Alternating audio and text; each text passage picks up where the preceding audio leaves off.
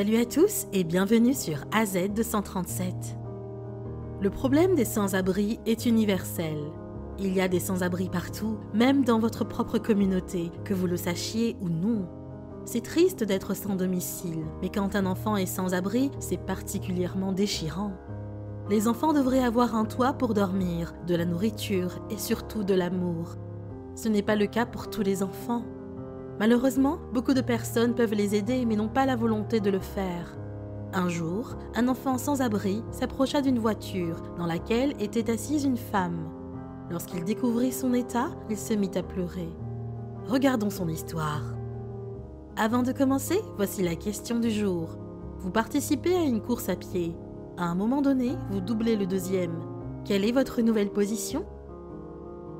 Donnez-nous votre réponse dans les commentaires. La réponse exacte vous sera donnée à la fin de la vidéo.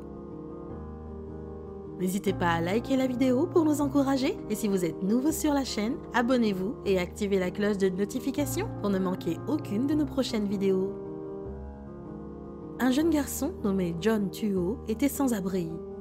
La seule façon pour lui d'obtenir de la nourriture était de rester debout et de demander de l'argent aux gens. Il allait dans un parking local et approchait les gens dans leur voiture pour leur demander de l'argent. Il devait le faire parce qu'il était si désespéré, il avait besoin de nourriture et il n'était pas assez âgé pour travailler. Plusieurs personnes à qui il demandait de l'argent refusaient de lui en donner. Après être resté sur le parking toute la journée, il n'avait gagné qu'une centaine de shillings. Cela suffisait juste pour se nourrir pour un jour. Lorsqu'il se rendit à la voiture d'une femme, il s'attendait à être repoussé une nouvelle fois. Mais il regarda dans la voiture et se mit à pleurer. À l'intérieur, il y avait une femme avec un masque à oxygène et d'autres machines. Le fait de continuer à regarder cette femme malade brisa le cœur du petit garçon. Il savait qu'il avait des problèmes parce qu'il vivait dans la rue. Or, lorsqu'il vit la femme, il réalisa que son mal était pire que le sien. Puis il se rapprocha de la fenêtre, lui prit la main et pria pour elle.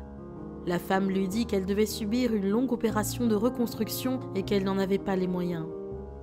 Le petit garçon continua à prier pour elle et il lui donna les 100 shillings, monnaie kenyane, qu'il avait collectée ce jour-là.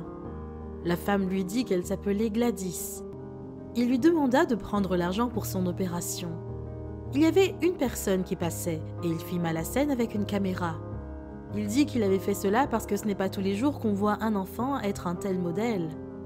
Il dit aussi que le petit garçon lui avait donné de l'espoir pour l'avenir. Après que l'incident ait été filmé, l'homme envoya les images et l'histoire de ce qu'il a vu à une organisation de collecte de fonds à travers les réseaux sociaux. Il ne fallut que quelques minutes pour que les images et l'histoire deviennent virales. Les gens du monde entier virent l'acte généreux que John avait posé pour Gladys. Il voulait être à ses côtés tout le temps. Il voulait prendre soin d'elle. Mais elle savait qu'il avait besoin d'autant d'aide qu'elle. Elle le prit alors sous son aile. Gladys promit à John que lorsqu'elle serait de nouveau en bonne santé, elle viendrait le chercher. John accepta en pensant que ce serait un moyen de revoir son ami. Malheureusement, il se trompa. Après que le post soit devenu viral, les gens commencèrent à donner de l'argent pour couvrir les frais médicaux de l'opération. Elle avait tellement besoin de ces dons qu'elle eut environ 3 millions de shillings. Après l'opération de Gladys, elle voulut tenir sa promesse. Elle se rendit donc à la maison des enfants et découvrit que le petit John avait été adopté par une femme du nom de Madame Nisi Wambogo. Elle avait une belle maison et avait pu aider John à recevoir une éducation. Malheureusement, Gladys n'a jamais pu revoir John, mais elle était heureuse de savoir qu'il avait trouvé une famille, qu'il aimait.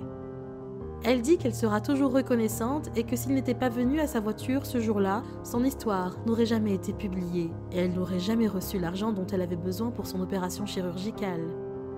Malgré qu'elle ne reverrait probablement plus jamais le jeune garçon, elle pensait à lui et priait pour lui tous les jours. C'était grâce à lui, à sa gentillesse et son empathie qu'elle était encore en vie aujourd'hui. Quelle est votre opinion au sujet de cette histoire? Dites-le nous dans les commentaires. Et maintenant, la réponse à la question du jour. Deuxième. Bravo à tous ceux qui ont trouvé la bonne réponse. Nous voici arrivés au terme de cette vidéo. Merci de l'avoir regardée jusqu'à la fin. Surtout, n'oubliez pas de la liker et de la partager avec vos amis. À très bientôt sur AZ237.